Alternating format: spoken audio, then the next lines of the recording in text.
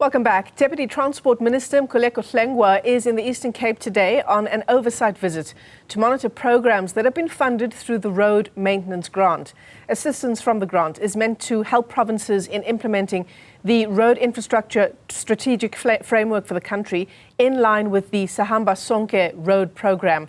For more on this, the Deputy Minister joins us this afternoon. Deputy Minister, it's great to talk to you. Thanks very much for coming on to 405. I suppose we should start here. We are building up now just weeks away to the December holidays. What are you hoping to achieve in this year's October Transport Month campaign, sort of as the build-up to the festive season gets underway?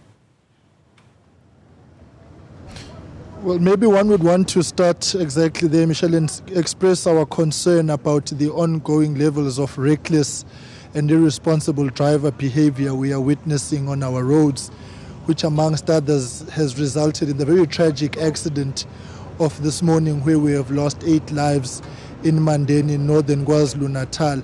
And therefore we continue to make the clarion call, amongst others, for drivers to conduct themselves in a manner which has got due regard for life and will not result in the kind of accidents that we are seeing. On behalf of the department, I want to offer our condolences to the bereaved families, and we want to call on the law enforcement agencies to move with speed in investigating. The RTMC, an entity of the department, is already on site from this morning when the accident was reported.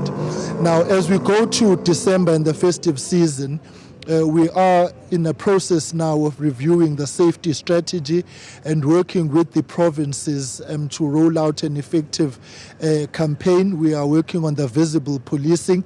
The National Traffic Police and the Western Cape government are amongst those who've already rolling out the 24/7, 7-day-a-week, 365 visible policing.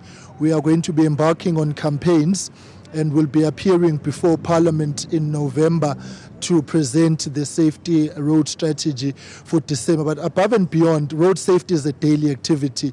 Hence then, last week we were visiting DLTCs to clamp down on the corruption around the issuance of driver licenses. So it is a multi-pronged approach of interventions that we seek to achieve. And amongst that is ensuring that the road infrastructure in itself is coherent and safe for use.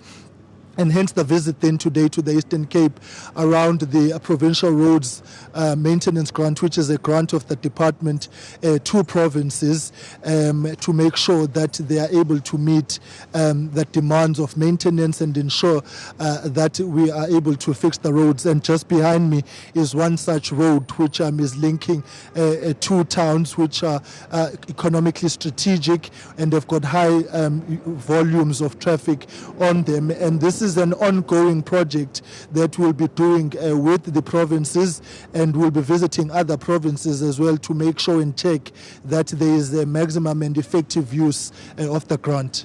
Certainly, and I think you've answered quite a few of our questions, but one thing that I think we need to point out, Deputy Minister, is that government's plans are one thing, but road safety requires buy-in from all of us who make use of the country's roads.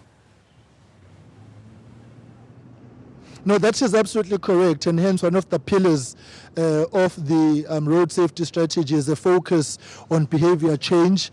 There is a high level of cooperation that we want to foster with the Department of Basic Education, because on the 200 days in which children are at school and schools are open, we've got an increase in traffic on our roads. And so we are reviving also currently the National Interdepartmental Committee between the Department of Transport and the Department of Basic Education in order to roll out campaigns for awareness, road safety as well. 2 is going to be a need to work with industries and stakeholders whose economic activities have got a direct bearing on road safety. So alcohol is a major contributor insofar as the accidents around drinking and driving and drinking and walking. There is an increase in pedestrian deaths, amongst others, resulting from drinking.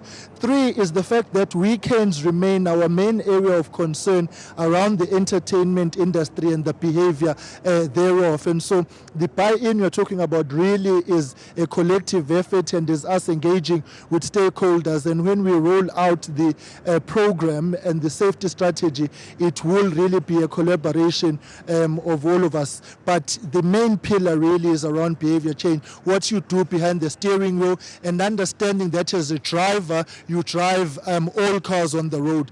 The de-risking and decongesting of our roads remains a priority, particularly around trucks. And so the work that the minister is leading around road to rail is of critical importance because it helps us manage traffic better on the road. So this is a long-term project, but I fully agree with you, and I think the media, as well as we are talking now, is also an important stakeholder in us having the national conversation around the importance of driver behavior, which is consistent with safety observations.